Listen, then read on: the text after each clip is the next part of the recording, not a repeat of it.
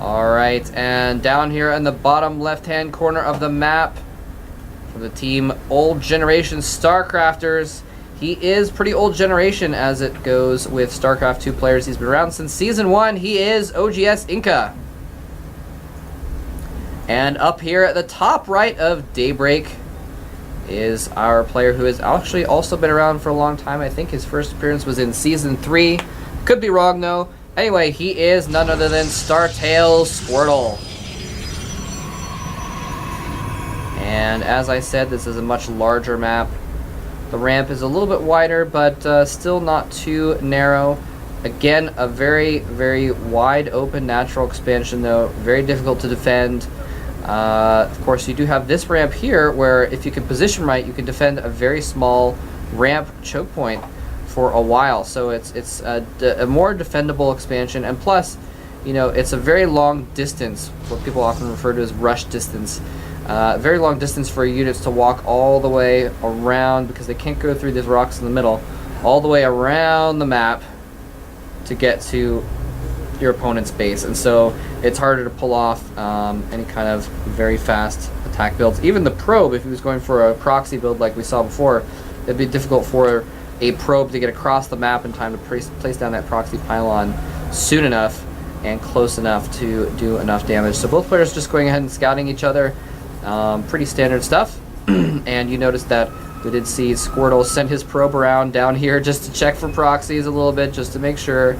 And I'm not sure if actually if InCa did the same thing. Looks like he maybe did check around a little bit. Anyway, both players' probes are going to enter each other's bases here pretty soon and find that they are both making cybernetics cores. Very, very standard, normal stuff here. Looks like somehow we do have InCa slightly ahead in this probe count. We're going to have the second gas go down for Squirtle, and it's going to be shown to that probe. Again, the same thing going on over here. Virtually mirror builds here. Squirtle stealing some minerals from InCa and going ahead and trying to harass those probes. InCa's not falling for it, though. He's just chilling, doing his thing, not spending too much time dealing with that probe. Same thing going on over here. And again, like I said before, this is just the time period in a Protoss versus Protoss where both players pretty much have to wait for that first Stalker to get out in order to kill off the scouting probe before they make any decisions about what tech path they're going to go with. So we're going to have to wait for that to happen. Stalker being produced a little bit earlier here for Squirtle. And he's going to be chrono boosting out his warp gate tech. Both players going ahead and doing that actually. Very, very, very normal stuff here. Stalkers are going to come out very soon, and then we're going to really see what the true colors of these players are. Look at this production tab. Everything almost exactly the same most of the time. Finally, actually a sentry being produced by Squirtle, so he's definitely going to want to play a little bit defensively. He's not saving up his gas for any kind of tech building right now, though, it looks like. And the probes are chased out of each other's bases. Stalker's trying to pursue this probe, and it has gone the other way, so he's actually just going to run up and try and do some poking with his own Stalker. Can be a little bit dangerous because you don't want to lose your Stalker, but he's going to go ahead and take this forward watchtower. Very, very smart by Squirtle. He's going to have a lot of advanced notice if anything starts coming down this ramp. And, you know, if he sees anything coming, he can, of course, run away with that Stalker and be just fine. And what is this? We have a Stargate coming down for OGS InCa. That is really cool. The Twilight Council has been created and is almost finished for Squirtle, by the way, as you guys probably noticed up there at the production tab. And yeah, so Stargate is coming out. This is going to be really, really cool. I'm actually really curious to see how this goes. We've seen players do Stargate play in Protoss versus Protoss before, and it's very, very interesting. It's starting to chrono boost out some Phoenixes, and that can be really interesting. Phoenixes, of course, have the ability to lift up enemy units, and so they can participate in battle that way. And they're really better against light units, so if there's any zealots in the enemy composition, they can do well against those, although usually you're going to want to use them against things like sentries, which are going to be more vulnerable and more important strategically in the battle. And look at this. InCa sees... No, he doesn't actually see it. Neither player sees the enemy unit or building here, but that looks like Squirtle is planning on getting a little bit aggressive here. He has one sentry. He's got a bunch of stalkers. Blink is on the way. It's almost completed, actually. So it's going to try and do blink stalkers to defeat his opponent. And what does his opponent have, actually? He's got 4 gateways, but where is his army? He actually doesn't have an army at all. 3 stalkers are here. He's going to have to bring in the phoenixes. He does have 4 gateways, so he warps in another round of stalkers. He's got the high ground. Is he going to go in with the phoenixes? He does go in. He lifts up 3 of the stalkers. Force field goes down to that ramp, though, so that gives him the advantage, and he can actually hold off long enough. Force fields that ramp to make sure he doesn't get down the ramp, as there was a temporary advantage for InCa with those phoenixes there, and he's continuing to produce more phoenixes as well. So Squirtle's going to have to go home now, because with those phoenixes in play, he has a little bit of an advantage. Very nicely played there. Barely got that out in time, though. Those gateways came up just in time. He was able to warp in a few extra stalkers. Otherwise, even with those phoenixes, he would have been overrun by the superior stalker count of Squirtle. And what was that? That was kind of a random fail blink.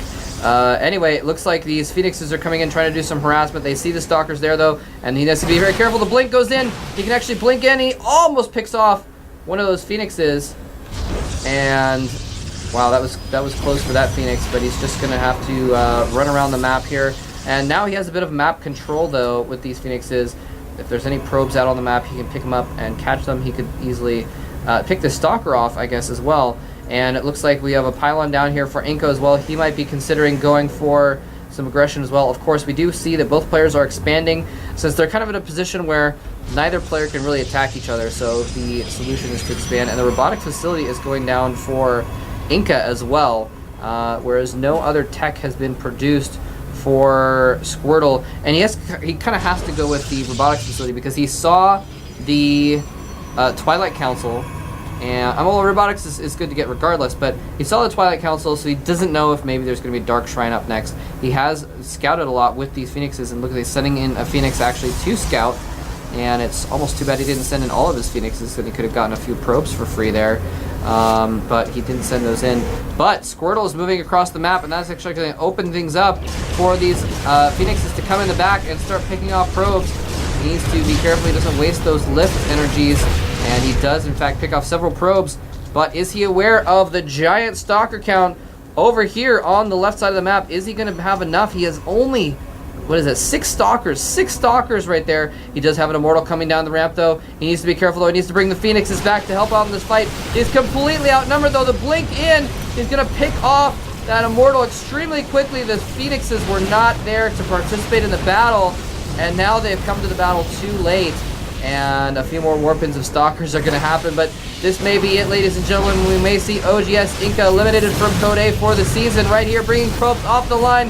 The Phoenix is sitting impotently above the battle as all of his probes go into the slaughter, and he just blinks out from inside those probes. A couple stalkers still get stuck inside there. One last warp-in is going to happen. This is the last defense for OGS InCa. Has he lost too many probes, though? That is the question. I think he has. He might just lose the game here, though. So many stalkers, he's picking off the rest of InCa stalkers, and we're going to see G&G at any moment.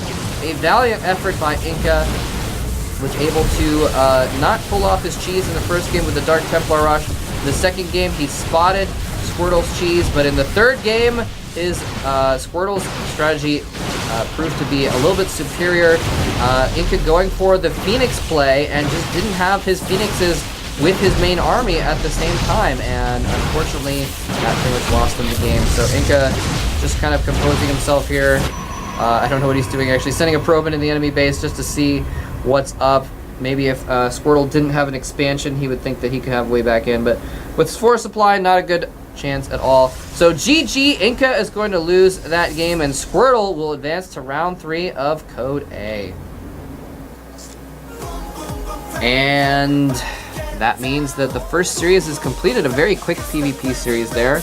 Both players very good at PvP, but I don't think we really got to see the full spectrum of what those guys are capable of. But a win is a win, and Squirtle's going to advance to the next round. He's going to be playing against one last player in round 3 in order to have a chance at getting into Code S. And of course, the loser, InCa, is still going to the up and down matches, so he is not out yet. Anyway, that's going to do it for game series number 1, rather. We're going to have a ZVT, a Zerg versus Terran coming up. Yu-Gi-Oh! Versus Virus is going to be coming up in a few minutes. We're going to take a quick break while these players get their, the next set of players get their gear set up, and while we get the game going. So I'll be back in a few. Don't go anywhere.